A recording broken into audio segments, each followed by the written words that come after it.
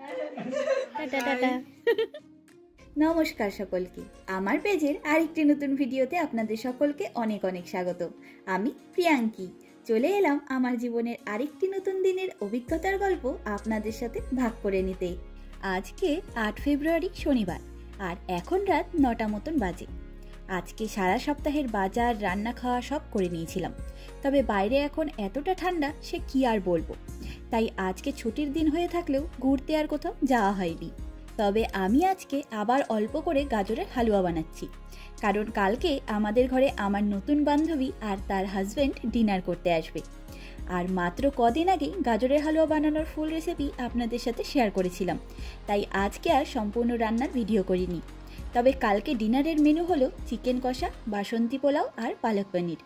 আর মিষ্টির মধ্যে এই গাজরের হালুয়া বানিয়ে রাখছি।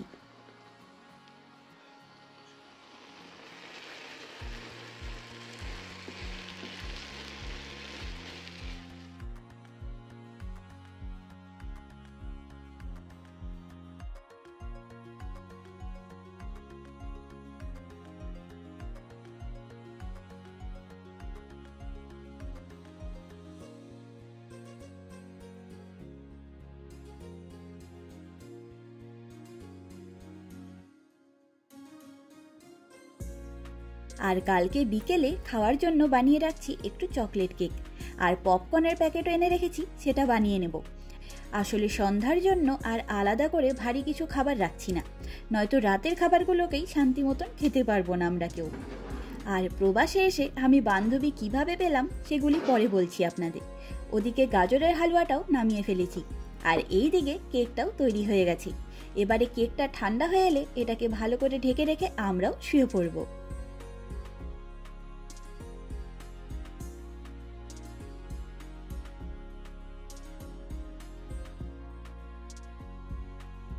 আর আজকে 9 ফেব্রুয়ারি রবিবার, এখন সকাল 11টা মতন বাজে। বাইরের আবহাওয়া বেশ ভালোই, ঠান্ডাটাও আজকে একটু কম।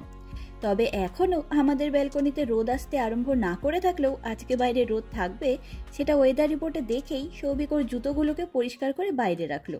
আর গাছগুলিও সুন্দর তরতাজা হয়ে উঠেছে।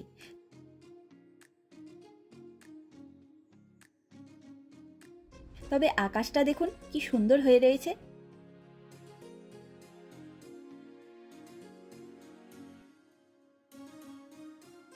তবে এবারে চলুন রান্নার দিকে যাই। এমনিতেও রান্নার সাথে সাথে আমি সারা ঘর ওলটপালট করে নিয়েছি ইতিমধ্যেই। রান্নাটা আমি এত সকাল থেকেই শুরু করে দিয়েছি, তার কারণ বিকেল হলে আমার আর জলের কোনো কাজ করতে ইচ্ছে করে না।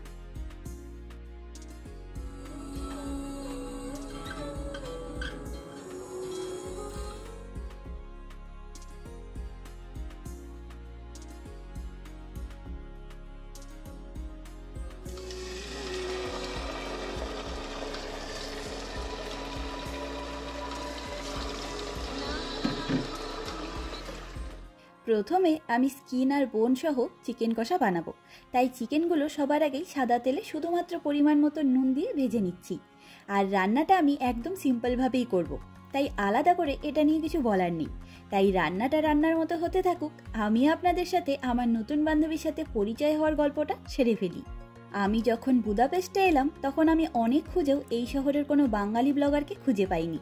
সত্যি বলতে সম্ভবত ইন্ডিয়ান কোনো বাঙালি ডেইলি ব্লগার বুদাপেস্ট শহরে নেইও, যার কাছ থেকে হাঙ্গেরি সহ বুদাপেস্ট শহরের জীবনযাপনের কোনো ধারণা আমরা নিতে পারতাম। তাই আমরা এখানে আসার আগে কোনো বিষয়ে কোনো ধারণা নিয়ে আসতে পারিনি। তবে আমার মতন সেই অসুবিধাটা যাতে আর কাউকে ভোগ করতে না হয়, অন্তত যারা জানতে ইচ্ছুক হাঙ্গেরির বুদাপেস্ট শহরের সাধারণ জীবনযাপনের সম্পর্কে, তারা যেন অন্তত আমার ভিডিওগুলি দেখে একটা ধারণা করে উঠতে পারেন।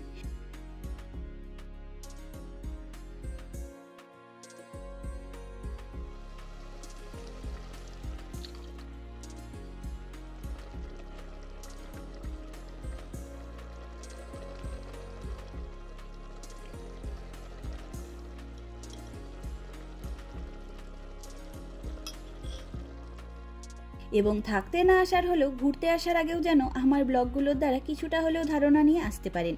সেই কারণেই আমি নিজের জীবনযাপনের নানা রকম ভিডিওগুলিকে ডেইলি ব্লগ হিসেবে পোস্ট করতে আরম্ভ করেছিলাম।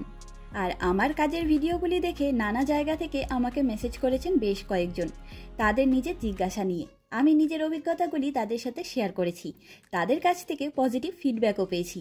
তবে আজকে আমাদের ঘরে যাদের নিমন্ত্রণ, তারাও আমাদের মতোই নিজের কাজের সূত্রে হাঙ্গেরিতে থাকতে এসেছে লাস্ট নভেম্বর মাসে। সবার আগেই বলি, এখানে কাজের সূত্রে এসেছে সুজয়দা, আর তার ওয়াইফ এসেছে আমার মতোই ডিপেন্ডেন্ট ভিসাতে। ওর নাম এলিন। ওদের দুজনেরই বাড়ি দমদমে। তবে এলিনদের হাঙ্গেরিতে আসার কথা ঠিক হওয়ার পরে আমারই মতন এলিনও বুদাপেস্টের সাধারণ জীবনযাপনের বিষয়গুলির সম্বন্ধে জিজ্ঞাসা নিয়ে ইউটিউবে ভিডিও খুঁজতে থাকে। তখনই আমার চ্যানেলটি এলিনের চোখে পড়ে, আর তারপর আমাদের ফেসবুক মেসেঞ্জারে পরিচয় এবং এখন সেটা বন্ধুত্বে পরিণত হয়েছে। সত্যি বলতে আমার কাজ শুরু করার যা উদ্দেশ্য ছিল সেটা আমি নিজের কাজ দিয়ে করতে পেরেছি, এটা ভেবেই আমার খুব ভালো লাগে। ওরা এখানে এসেছে সেই নভেম্বরে, আর তারপর থেকে আমরা বেশ কয়েকবার দেখাও করেছি, কিন্তু বাড়িতে ইনভাইট করবার সুযোগ হয়ে ওঠেনি নানা ব্যস্ততার মধ্যে।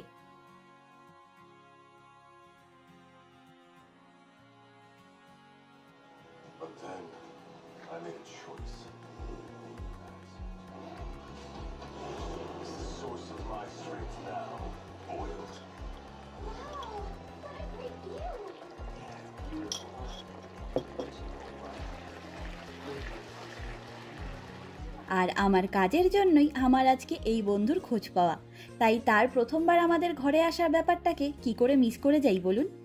আপনাদের সাথে তাদের পরিচয় করিয়ে দেব বলেই বিশেষভাবে আজকের ব্লগটি। তবে আমি ওদেরকে জিজ্ঞাসা করে নিয়েছি ভিডিও শ্যুট করবার কথা, তাতে ওদের কোনো প্রবলেম নেই, খুশি হয়েছে বরং। আর আমার কাজগুলোকে এলিন খুব অ্যাপ্রিসিয়েট করে। ও সব সময় বলে, তোমার জন্য আমি এখানে আসার আগে থেকে অনেক রকম বিষয় জানতে পেরেছি। সত্যি বলছি, আমার যে কি ভালো লাগে ওর কথাগুলো শুনে, সে কি আর বলবো। মনে হয় যেন সত্যি আমার কাজগুলি সার্থক হয়েছে। আর এদিকে আপনাদের সাথে গল্প করতে করতে আমার রান্নার কাজগুলি অনেকটাই সেরে ফেলেছি। চিকেনটা ওদিকে ওভেনে বসিয়ে আমি এদিকে পালং পনিরের রান্নার মশলাগুলো কষিয়ে নিয়েছি। তবে জানেন তো, আজকে নানা কাজের তালে গলে আগের থেকে পালং পিউরির প্যাকেটটা ফ্রিজ থেকে বার করে রাখতেই ভুলে গেছিলাম। যদিও সেটা ফটাফট গলে যাবে, সে নিয়ে চিন্তা নেই।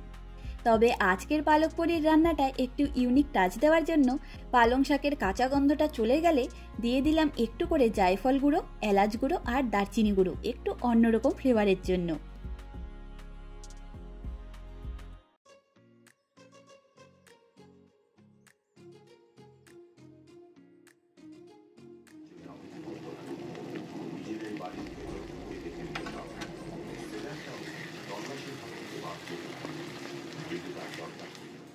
তবে জানেন তো, ঘরে কেউ এলে আমি মোবাইল ধরে কারোর সামনে সামনে ঘুরে বেড়াতে পারি না। এই কারণে আমি বেশি কিছু ভিডিও শ্যুট করতেও পারি না। আজকেও আমি অল্প কিছুই শ্যুট করব, শুধু আজকের দিনটি স্মৃতির জন্য। যদিও কিট্টুর ব্যাপারটা একদমই আলাদা। ও পুচকে, ওর সব অ্যাক্টিভিটিগুলো শ্যুট করতে আমার খুব ভালো লাগে। আর এদিকে পালং পনিরের মশলাটা কষে এলে একটু দুধ আর ভাজা পনিরগুলো দিয়ে দিয়েছি।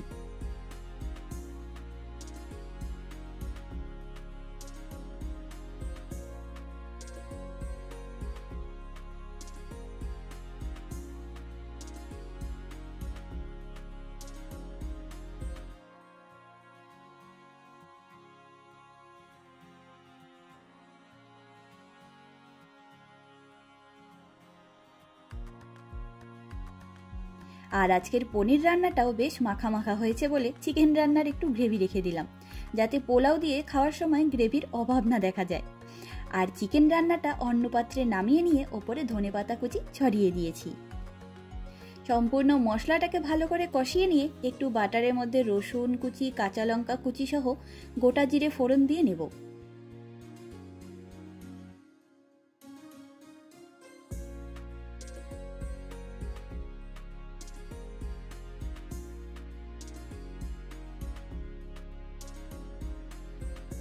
তবে এদিক ওদিক করতে করতে আমি রান্নাগুলো নামিয়ে নিয়েছি।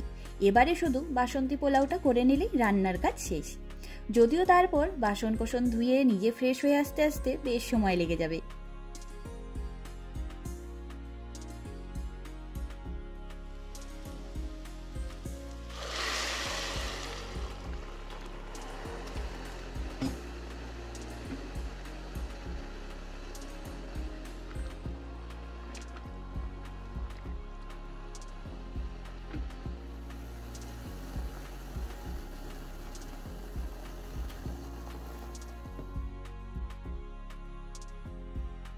আর এখন সন্ধ্যা 6টা মতন বাজে। আমরা রেডি হয়ে বেরোলাম একটু পাড়ার মলে যাব বলে। তবে আসার পথে এলিনদেরকেও নিয়ে ফিরেছি। আর ওরা আসার পর থেকে আমরা সবাই নিজেদের গল্পে এতটাই ব্যস্ত হয়ে পড়েছিলাম যে আমাদের ডিনার হয়ে যাওয়ার পর আমার মনে পড়েছে আমি এতক্ষণ কোনো ভিডিওই শ্যুট করিনি। ভাবুন শুধু আমার কাণ্ডটা। আর এই গাজরের হালুয়াটা আমি ওদের জন্য প্যাক করে দিলাম খাওয়ার পাতে, আর এটা খাওয়া হয়ে ওঠেনি আজকে। হ্যালো, আমার নতুন বান্ধবী। নতুন না, তাও অনেকদিনই হয়েছে, বাট এবার ইউটিউব চ্যানেলে ফার্স্ট টাইম যাবে। দেখা অনেকবার হয়েছে, গল্প অনেকবার হয়েছে, কিন্তু ফার্স্ট টাইম আমাদের বাড়িতে এসেছে, তার জন্য আজকে মেমোরিজ এর জন্য একটা শর্ট ফুটেজ নিলাম। আমাদের খুব ভালো লেগেছে এসে, দারুণ খাওয়া হয়েছে।